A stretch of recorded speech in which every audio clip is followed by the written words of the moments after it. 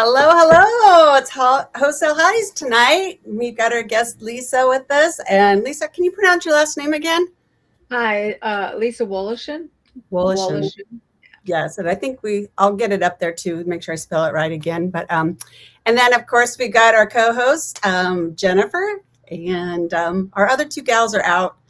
One traveling and one is actually sick. Had a unexpected operation. So prayers for Sharon on that, for quick healing and Yes. stuff. So she'll be back quickly. But we're going to go to Lisa. And Lisa, can you kind of tell us how you got involved with real estate and what all you do and what your directions are? Um, I have a long history of real estate as an investor, going to some masterminds, things like that. Um, so what happened was I became a client relations specialist.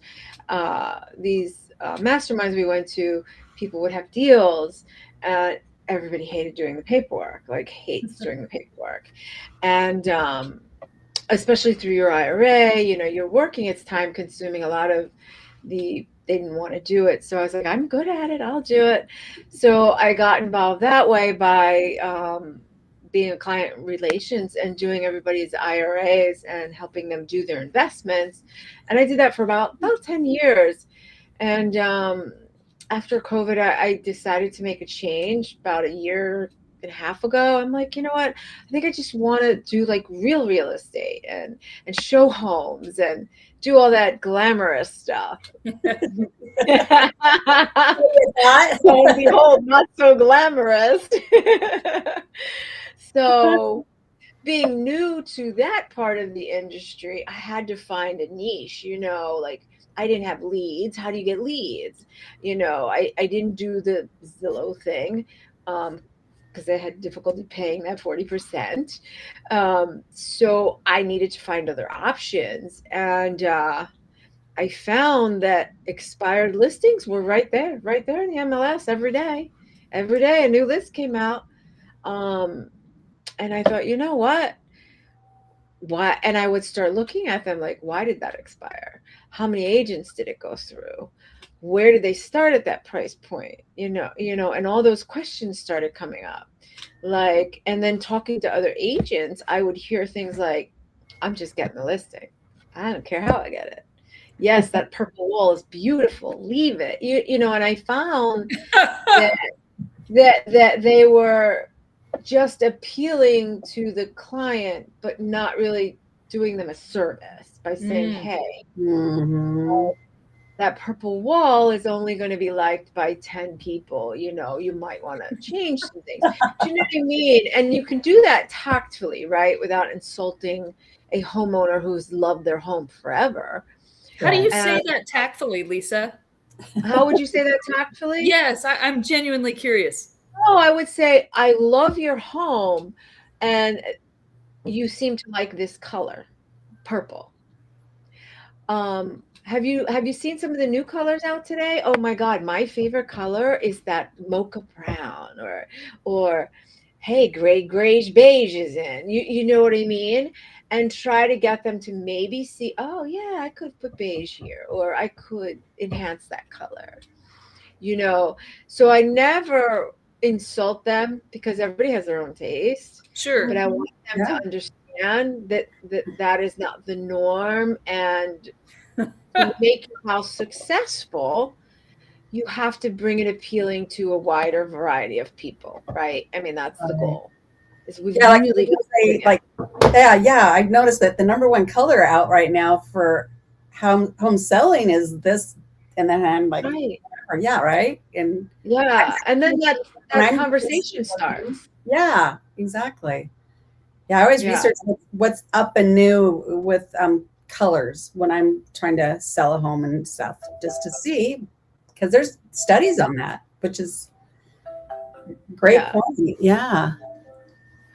You walk into a hospital green color, or a color that kind of, had some trauma to you as a child, which you sometimes may not know, but right, Oh, true. You're right. and you're running out the back door. You don't care how beautiful that house is. You're like, I'm out. No, it's a no go. So those are the kind of careful questions I think we forget to ask because we really want that deal. Come on, we want that deal. Oh, And yeah. we'll ask them, so what did you like about the agent? How did it go? What do you wish you would have done or he would have done? You know, how can we make what your needs are better and improve on that? And then, you know, I come with a lot of data.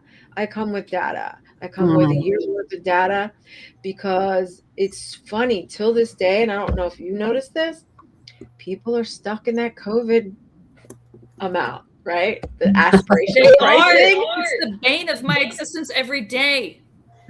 You're like, who are you kidding? Right? Yeah, every day You have to I bring have them to tell them back about to that COVID reality. price. Yeah. And you really have to bring them back to reality. And how do you do that? Tactfully. Again. Data. Yeah, data. And then they Yeah. want to kill the messenger, Lisa. So how do you tactfully do it in a way where now they associate you with being the bad guy? So I lose deals by bringing data. So I'd love to learn from you. So if I'm the one who brings the data, then I'm the bad guy who they now associate with the bad news, and maybe the next person gets the deal. And so I try to be tactful and kind of lead them down the primrose path where I don't necessarily tell them this is the data. I say, you know, we're only able to authorize to purchase based on market price. And there's no way you'd go for XYZ, would you? Right?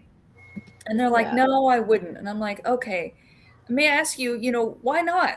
And sometimes I just have to say that. But I notice if I start bringing them data, then I'm the bad guy. So how do you get around that, Lisa? I would love to hear A that. little bit. I don't, you can't pull all the data out at once and go, here's the spreadsheet. You know what I mean? Like when I'm, you know, you've got to kind of almost implement it in their head when even when you're walking through the house and telling them how great and you know this is a great feature and you know oh have do you know what your neighbors have sold in the past year? And they're going, yeah, my house is better and they sold for 1.4 and I want to sell for 1.5. And then it's like, oh, but how did they sell for, you know, what made them so special? How, you know, so I try Good for you. to get that out there, little pieces. And Right. then I come right back to all the compliments.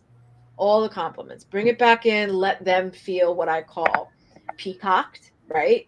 Give Right. them that, you know, peacock moment, I call it. And then you throw a little bit more, and then I say stuff like, well, you know, what do you think? What do you think? Oh, that's brilliant. Yeah, because everybody has an opinion. Everybody has an Right. Yeah, no, that's so smart. I love that. But I don't want to give them the true opinion. I want them to discover that the opinion that I'm leading them to, right? Right. So I'm like, so you know, what do you think? I heard that such and such is at this. How's that working? Do you know anything? And of course, everybody's, you know, knowledgeable and you know, that kind of thing. So I kind of do a little steering and then I let them do their thing and I steer them back. And then when we finally do come to the table, I'm like, I'm so glad we talked about this because here's what I have for you. I think you're right on. I'm like, here's what I really think. That 1.4, I think may have been a little too high. And maybe your agent was afraid to tell you that. And maybe the market shifts so much that really 1.4 is not really where you can go right now. But if you do want to sell right now, here's what I'm thinking. And it's funny because I do this again. I play this little game. And I don't mean a game, but I want them to come to where I want to be, right? So I'll come in lower. So for instance, I told this gentleman that 1.4 wasn't going to sell and here's the data on it. But if you were to ask me today and you wanted to move this house in 60 to 70 days, which is the market norm, I would list your house at 985. That's a big jump from 1.4. Yeah. So not only by the time I got him to the table, he had to realize that 1.4 was not attainable, right? Right. Well, he doesn't want to go 985. I know he doesn't. So Right. what was Right. his solution? His solution was, well, I understand where you're coming from, but what if we did 999? That's exactly where I was going to take you. Right. Oh, okay. That's awesome. You know what I'm saying? It's So just then like he wins. He's in control still. right. Yes. Because it's his house. And my goal is to match all your goals. And one of my mailers that I send out for expired listings says, let's get you back in control. Right. So I'm always wanting you to be in control. Now, you and I are having this discussion. In the back of my head, I'm thinking, oh my God, I'm so manipulative. But I'm not. Right? Yeah, I'm like, oh my God, did I just say that? I'm being so manipulative. But I'm not being really manipulative. What I'm doing is allowing you to see two whole pictures and you come up with the right answer. I'm giving you real facts. Right. True. You're But not I'm making that up. allowing, Yeah. No. yeah, No, I'm you're allowing educating them. You're educating them, but you're not without being offensive. Yeah. And right away, you've gone through a realtor and they didn't get your house sold. And now you're paying for this and you've already moved. You're not a happy camper. Right. You've got to like soften that somehow to make them understand that I hear you, number one. And number two, they're still in control. Mm-hmm. And I think that goes a long way. Right. No matter what price range you're looking at. So, and that's why I like expireds, because from the agents that I've talked to, I'm going to list it. He says 1.4. I'm okay with that. I don't want to lose your listing. And I will tell them, if we can't come to something that I think is obtainable, I'm going to stop you and I'm going to be very honest with you. I am not your agent, because in 3 weeks, 4 weeks, I'm not that agent that's going to come back to you and say, mister, it didn't move. Now, can we bring the price down and all that? I don't want to do that to you. That's not fair. Yes, we have to do that sometimes. Yes, because there's a shift or whatever, understandably. But when you try that aspirational pricing so above the market, you're going to have to bring it down. And now you're the bad guy once again, right? You're the bad guy. And people look at that and go, why was there such a big discrepancy? And a lot of people that aren't in real estate go, oh, what's wrong with the house? That's right. Then all those questions come up. Yeah. And I don't want to play that question game. I want to market you right and get you as close to what your satisfaction and your goals are. So when we get a bid, I know that even though we listed it at $999, those bids are coming in at $985. Right. They're going to come in at $985. And then we have that little leeway of a play, and then he's still going to walk away with pretty much the mindset of what I tried to instill in that person. So I just find that if we slow down and really consider how to tell people what's good and show them in a offensive, demanding way. And we don't always know. We don't have a crystal ball, right? These are all projections. But doing it, I'm sure, long enough, you guys know. You know where you're supposed to be. And it's frustrating when they don't see that. But if they don't see that, you'll never sell their house. You might get lucky. What are some pre-qualifying questions that you ask him maybe before the meeting, so that you can rule out whether or not that person's even going to be worth your time to even spend that hour with them in a listing appointment? Right. So I don't do well like with that little talk on the phone.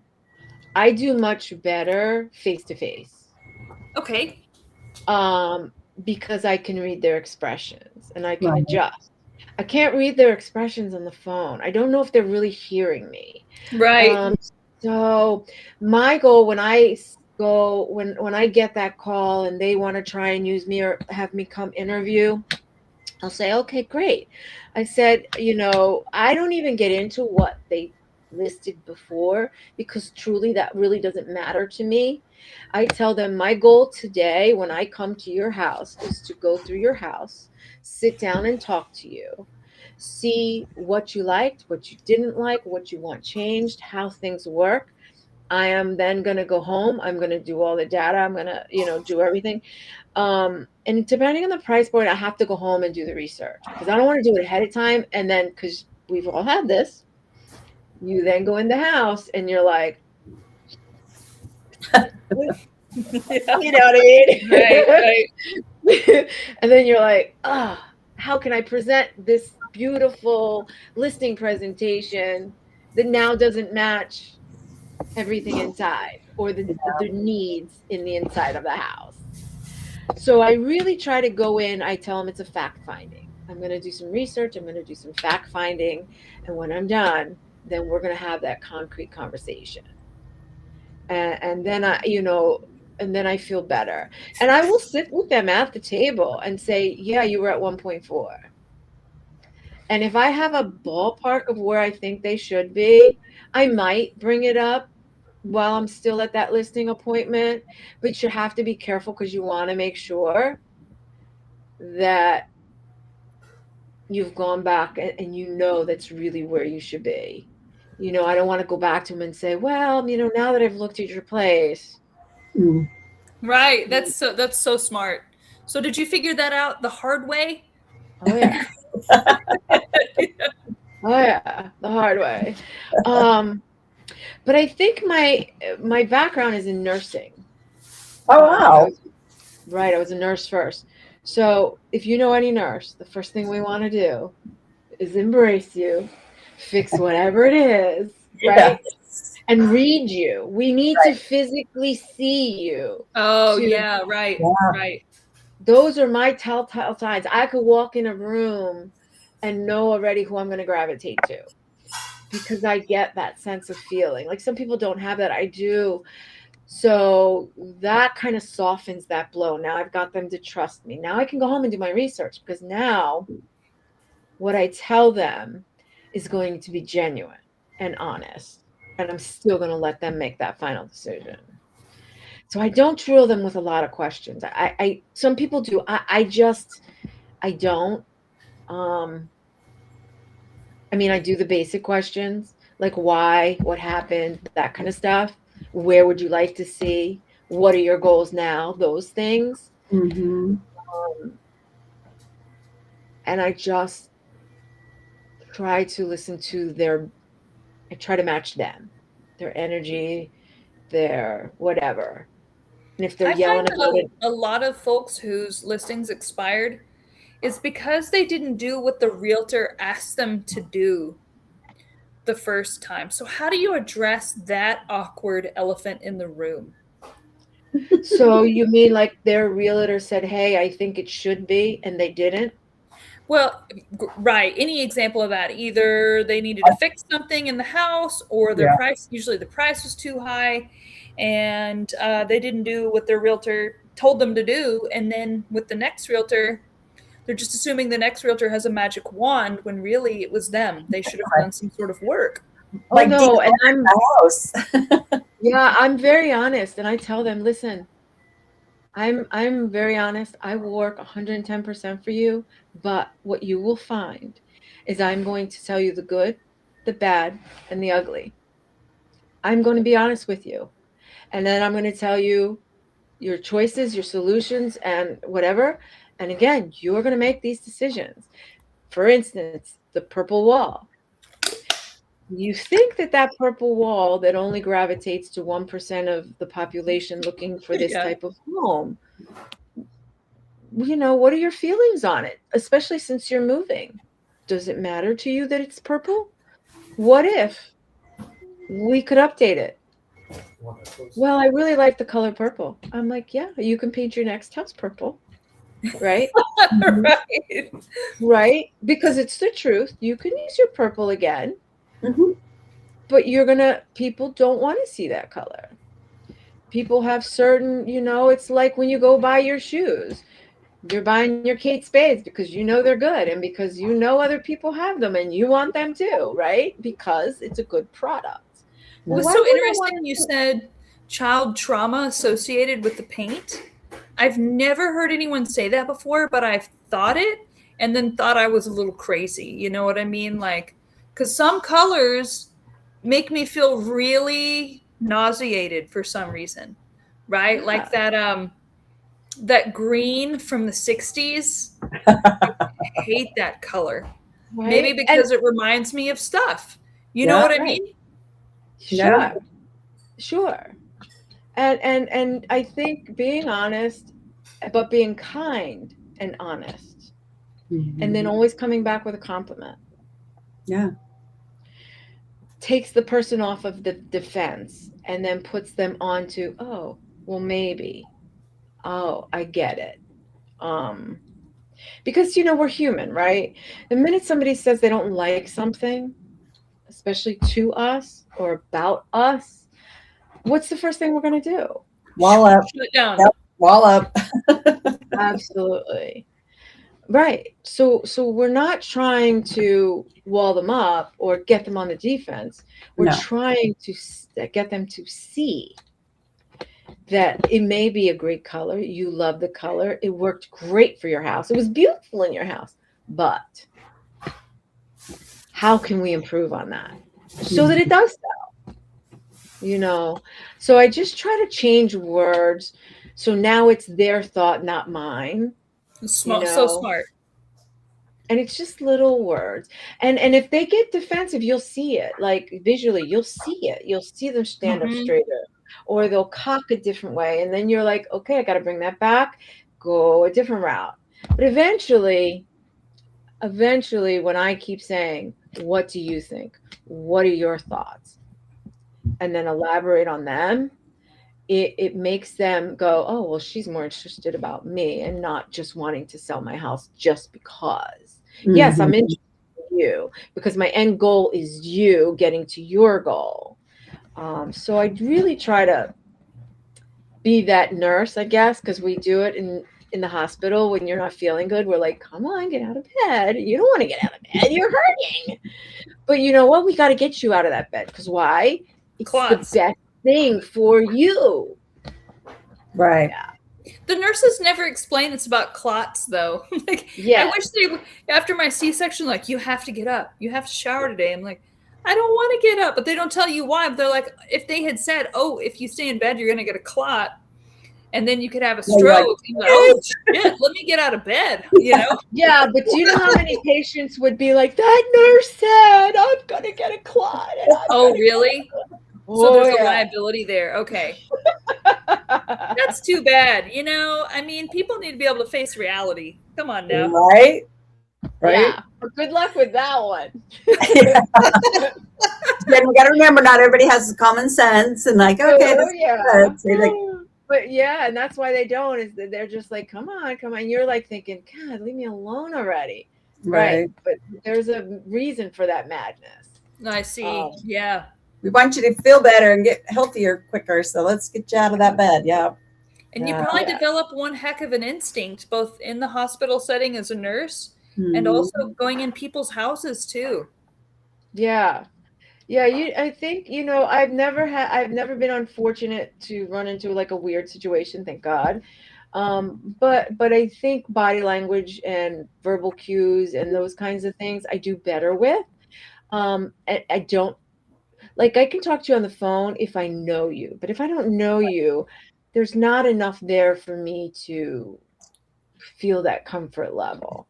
Like I'm going to ask you very standard, just boilerplate Sure. things, and some people are very good at it. Like I listen to some people and I'm like, gosh, how do you do that?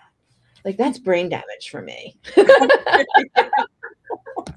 Right. That's why I have you. Yeah, no, I do. I have been told I'm very good over the phone. It's probably the only talent the good Lord gave me. So I'm glad I have that. Otherwise, I would be homeless. So I'm grateful for that. And I'm a little more awkward in person. So I'm grateful for the phone and for people like you who choose to be great in person, right? I think you need both. Yeah, Thank you. Yeah. Yeah. ideally. So that's why I like expired listings. Yeah. Are you still investing? Because you said you invested in the beginning. What kind of investing and what were you doing in that realm of your life? Gosh, we did everything. We did hard money lending, basically. We lent it out. People did the fix and flipping. We did oil and gas, you name it. We had our pockets in everything because I was in some of the same masterminds as Mary Hart and some of those. Okay. Yeah, so I knew a lot of the same players in that. Are you on the East Coast then? Because isn't Mary? I don't remember where Mary is, but I'm in Delaware. Yeah. Delaware. Okay. Where is he? I'm not sure where. Mary had a farm in Kentucky. Oh, and yeah. I can't remember where her main house is. I should know that, but I forgot.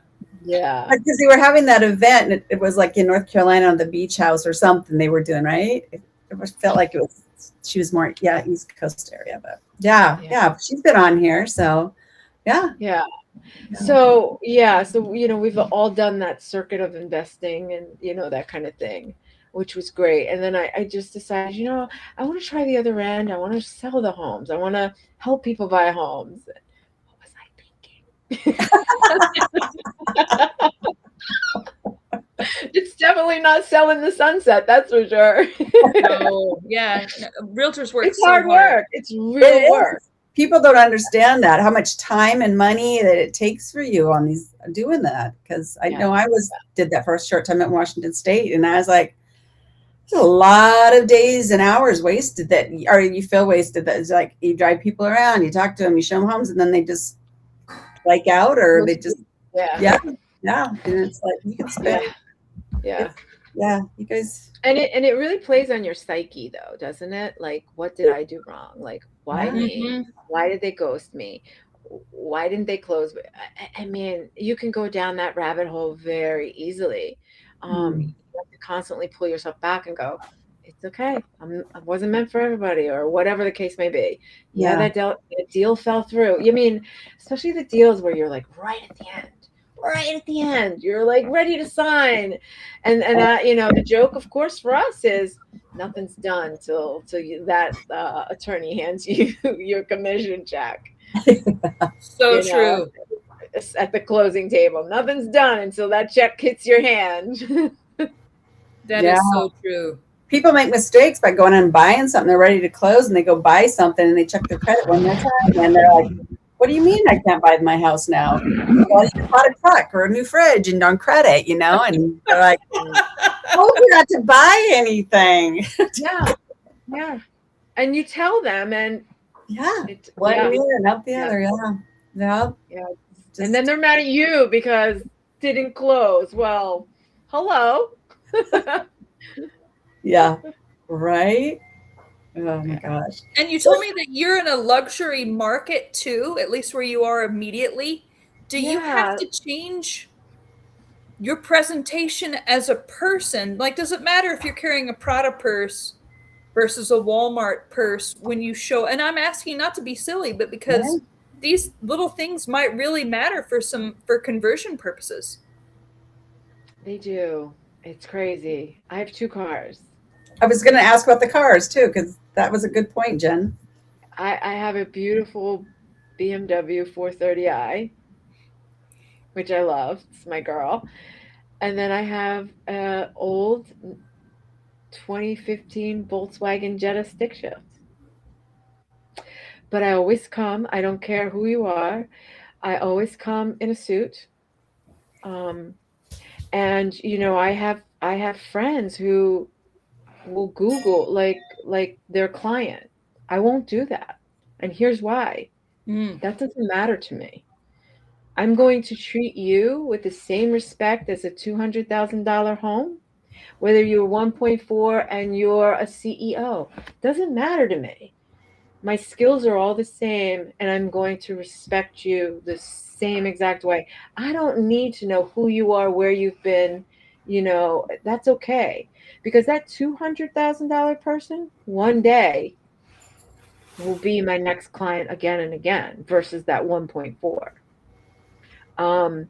So I treat everybody the same. I'm not going to pull up in a BMW. I think it could be insulting. It's a little intimidating.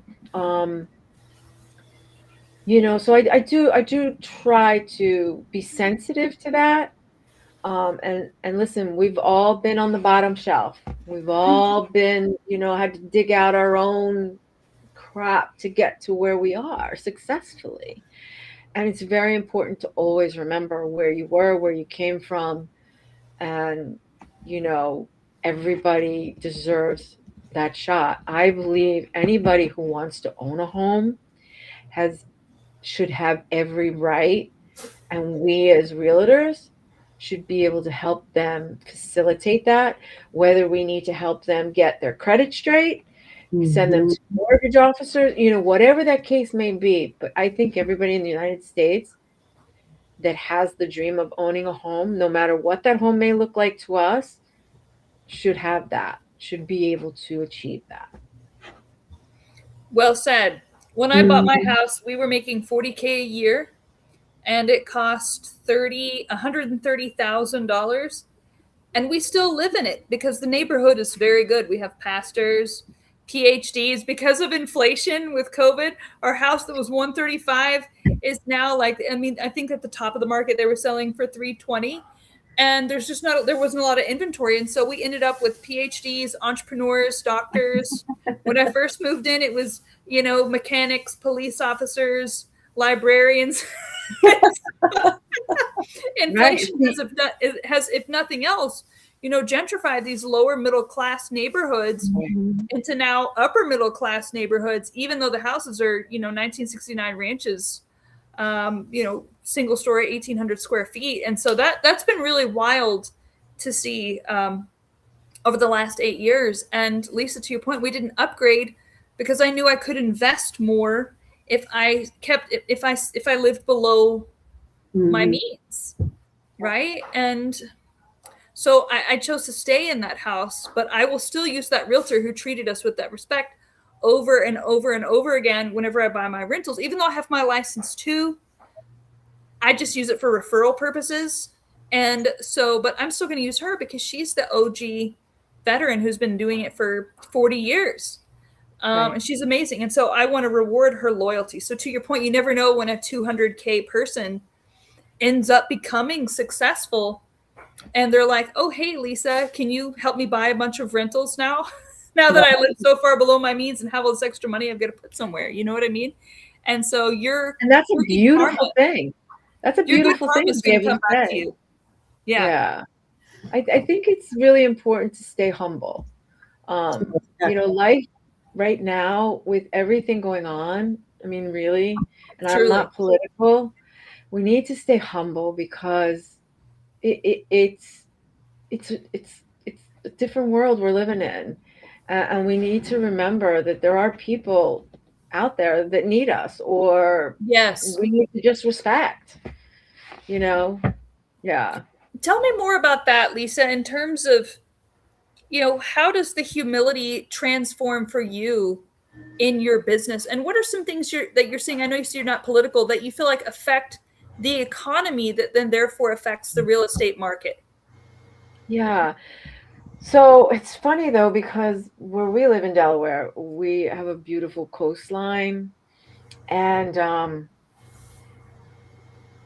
we haven't seen some of the hits that other states take, unemployment, all that, housing markets crashing, rentals going under. We, so we consider this area, Sussex, Rehoboth, very luxury markets. These homes for instance, my in-laws' home went from 500,000 to over 3 million. Wow. $80 million. Yeah. And it just keeps going because investors are just dumping their money here. It's Delaware. We're a tax-free state. We have all these, corporate laws and things. So it makes it very easy to invest here Mhm. for people. So it's strange because this is the weird dynamic. And here's why I say I'm very careful. We have what's called land lease properties, which are people own the home, but not the land. Right. There's a land owner. I've heard of those. Now, yeah, and there's a lot of them in Sussex County. So when you're in a land lease, you're going to pay for a mobile modular home, and that's going to be maybe 250,000 on a land lease, mind you. Wow. And that's only a mile and a half, 2 miles from this luxury listing at 1.7, 3.5. Wow. So it's all tied in. And then we have new construction. Our state is the fastest growing state. I don't know numbers, but there is a new builder and a new development around every corner. And not like 20 home developments. I'm talking 60, 120, I mean, massive, big developments. Wow. And those homes are starting at $700,000. But they're homes that should be 400, 450. You know what I mean? Right. It's an insane market here. So and I'm like, okay, when's the bottom going to fall out? When are all these people? And the thing that the influx that we're having is retired. We have people, they're retiring. The tax benefits are better here. Low income tax, 2% sales tax. I mean, Wow. all kinds of reasons to move here. And that's what we're getting. We're getting people from high state taxes like Connecticut and New York and New Jersey and Washington. They'll come here because you know what? They want to be near their beach.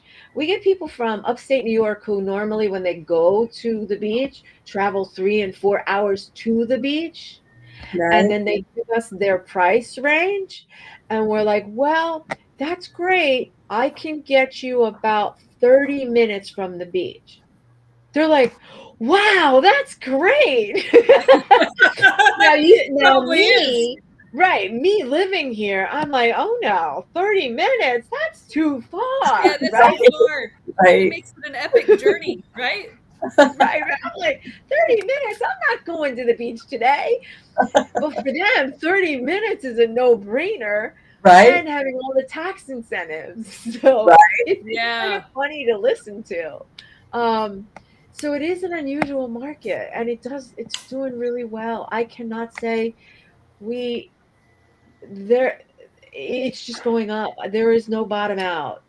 I mean, we've got maybe 3 months supply in Sussex County. Maybe. Wow. Yeah. And that's only because there is so much new construction that people are kind of not looking at the stuff that's already here. They're jumping right into that new construction. Right. They'll have a new house in 6 months.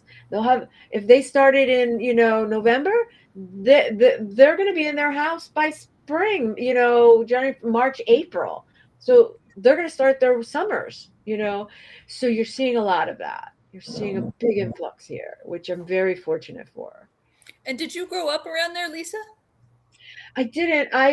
So I'm from New York. Then I migrated, lived a lot of my life in Reading, Pennsylvania, moved here probably 20 years now, or a lot more than that because my kids are 23. So maybe almost 30 years now. So I can say I'm definitely a Delaware resident. What took you there when you were living in these other areas? What made you decide to move there? Was it because of all the tax benefits? No, my husband, I was a nurse, and Okay.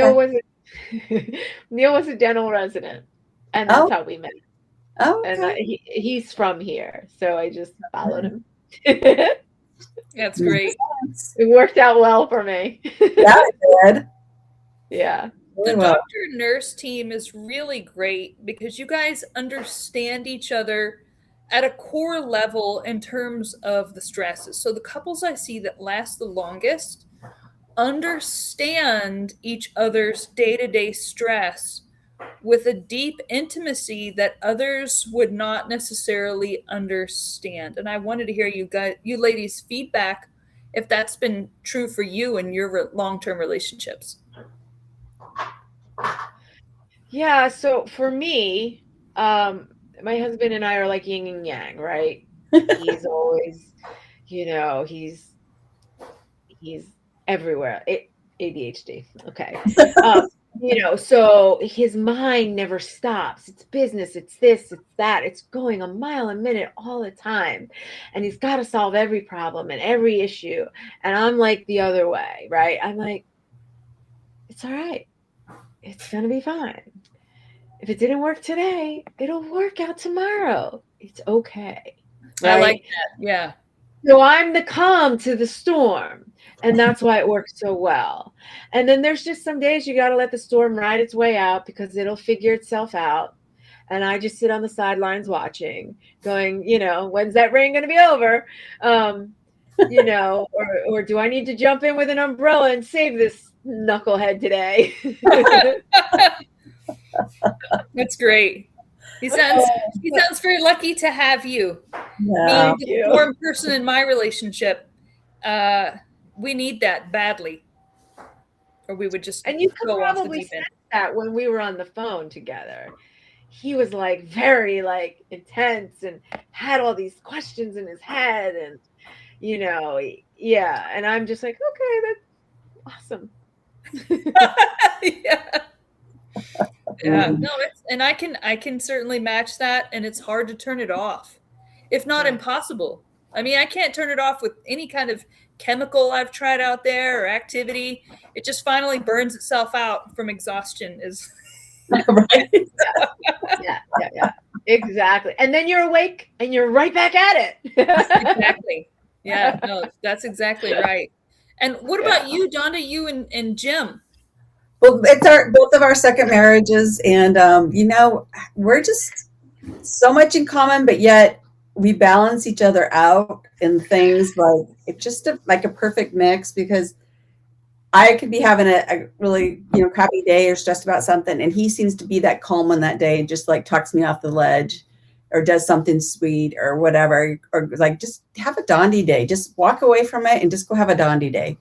And that's a day I just don't think about work. I don't think about anything. If I want to go watch a movie, if I want to go shopping, just go and do what makes me happy. And same for him. There'll be times he's totally stressed and I'm just like, hey, hon, take a deep breath. Let's just, can I help in any way? And we just, we're just a good balance for each other. And I think it works really well. And we both have faith. My first husband wasn't a very godly man. And I started growing in that. And I noticed it pulls you apart sometimes. And Jim was searching for somebody that had faith. And I was searching for someone. And it just, and now we're growing that together. And I think that definitely makes things stronger for us. Yeah. That's fantastic, Donda. I love hearing about that. All of it. He's a good guy. He keeps me going, that's for sure. There's times I'm like, do we have to go again? I'm like, you know what? In a few years down the road, we may not be able to go again. All right, let's pack our suitcases again and out the door we go.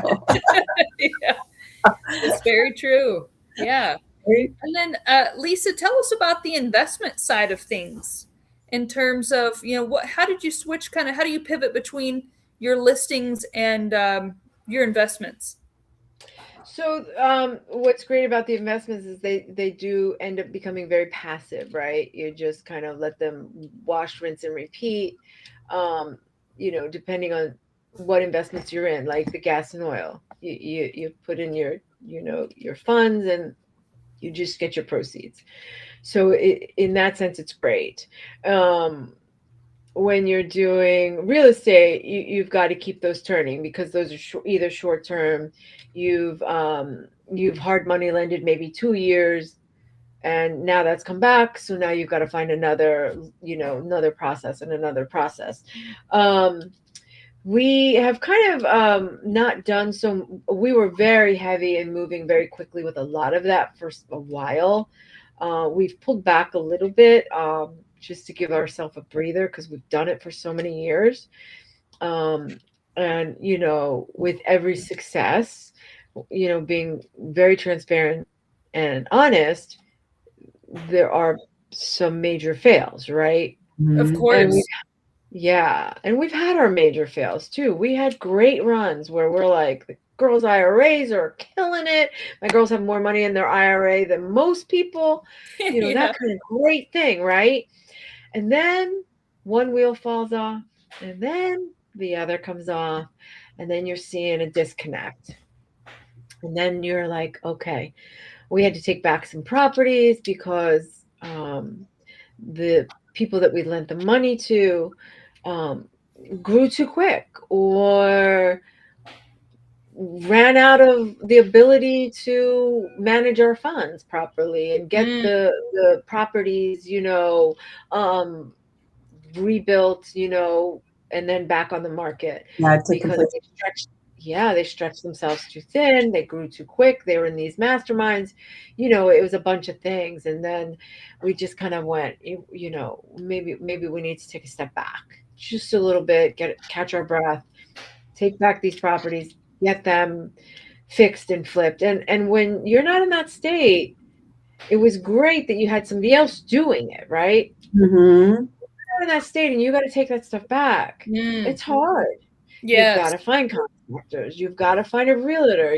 Now you've got to find a whole network of people That's to right. do this work for you. And you're not running down the street to go see if the property's okay. So that became a whole can of worms, and it's been a headache and a cycle and a learning process, and we've gotten better at it, but it makes you take a pause, right? Sometimes we just need Mhm. to take a pause on our investments and go, I got to find a better solution Right. or a different track. Um, And and that's interesting you said it because I see a lot of private money lenders pull back to their local areas. And no one has ever told me why. They'll be like, yeah, I used to do other states and other places. Not that I've asked for money, although I've been doing this for 10 years now, finding deals off market. I assume at some point I will have to ask someone for money. And so, but as I pay attention, I hear him say, oh, well, Jen, I'd love to loan to you. But, and again, I hadn't asked, but I am only local to where I am in Virginia. I'm only local here to where I am in Delaware. And I'm like, but if the deal pencils, the deal pencils. What I'm thinking in my head, but I don't want to speak out of turn because I'm not in their shoes. Right. So I just kept it on the inside. And what you're saying makes it make sense that they probably were in a wider area. And when things did go south, it made it almost impossible to stabilize that property, get it on the market. And so thank you for helping me understand why I hear so many private money lenders say they only loan in their Right. immediate area. Right. That's the nail on the head right there. Mhm. Because again, I've pulled back and now I've focused on buyers and sellers.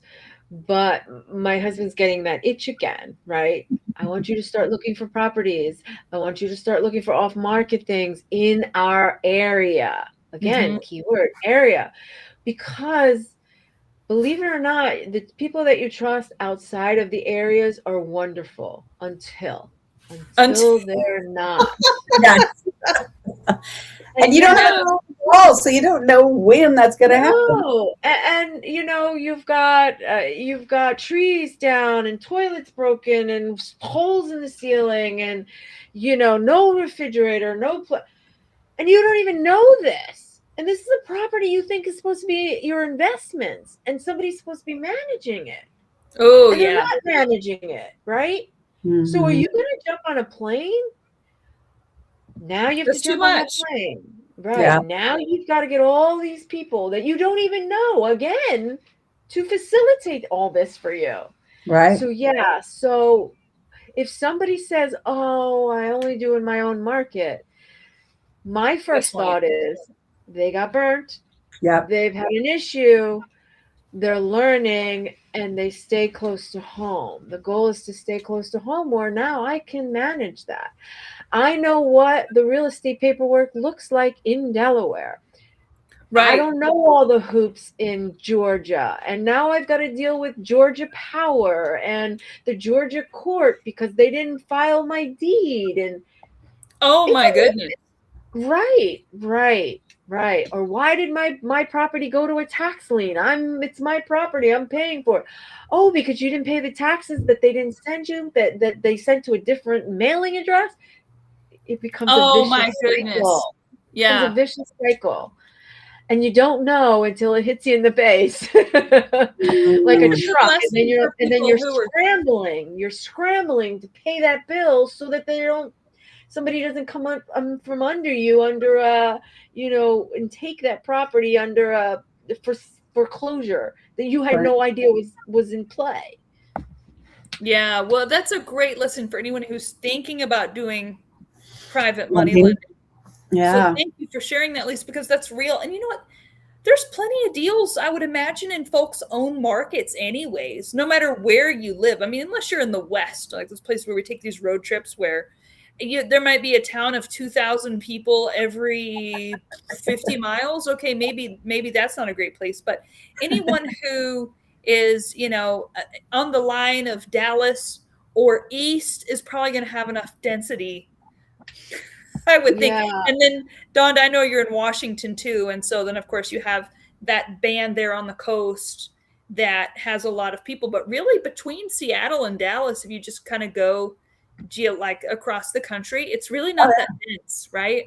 No, there's a lot of open space. So it's like, okay, that's how fast this car can go. There's nobody out here. There is nobody out in so much of part of the United States that you don't even know until you take road For trips. an hour or two, you can just hit it and just go. It's like there's nobody. Yeah, there's no 911, no cell phone service. Yeah. You are completely on your own in a big part of the United States. But folks in the eastern part of the United States, they don't have that, but so that means there's plenty of business opportunities to loan, I would imagine, hopefully right in your own backyard.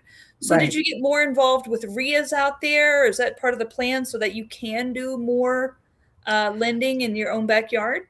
No, I think our goal is to find the FSBOs or the ones that need the homes that need some help and tender TLC and hire teams that we can trust and do that type of fix and flip, Great.